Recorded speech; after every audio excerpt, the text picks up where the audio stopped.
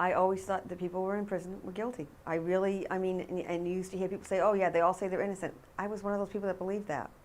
Not anymore. Kenny and I were very close growing up. We're two of 9, and Kenny is 1 year older than me. So we were best friends growing up. As a child, like we were kind of wild, but we had fun. We had a lot of fun. It was growing up with a lot of adventure in our life.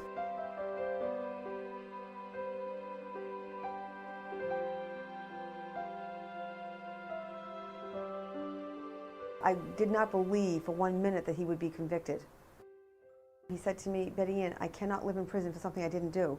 I'm not going to make it in here. I asked him, if I promise you I'll go back to school, you promise me you'll stay alive. And that became the promise, and that's how it all began. I moved back to Rhode Island and enrolled in a community college. What's amazing about Betty Ann Waters is that she had such extraordinary determination. She'd been writing letters to us about her brother Kenny and about the possibility that a DNA test on blood at the crime scene could help prove his innocence. Once we heard that she'd found the evidence and we knew it was an appropriate and good case, I immediately dived in and met with her. It's just really such an inspirational story.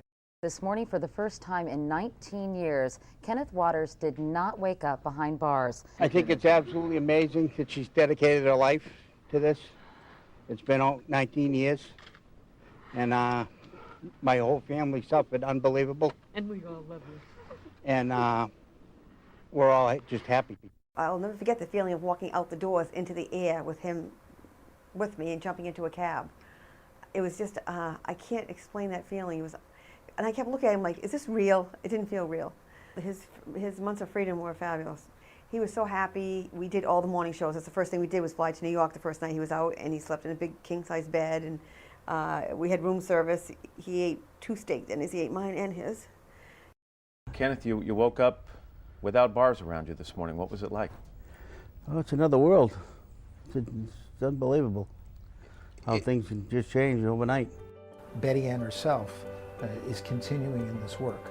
And it's not just the individuals that they're getting out of jail, although that's our most important mission, but it's also reforms of the system. Somebody needs to look at these cases of these 259 people that have been exonerated, and you'll see common threads of why they were convicted.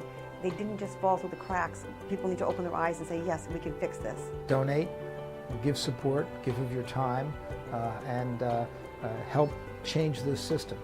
I think I'm lucky that I get to be the person that might be able to help someone else. This is just my life now.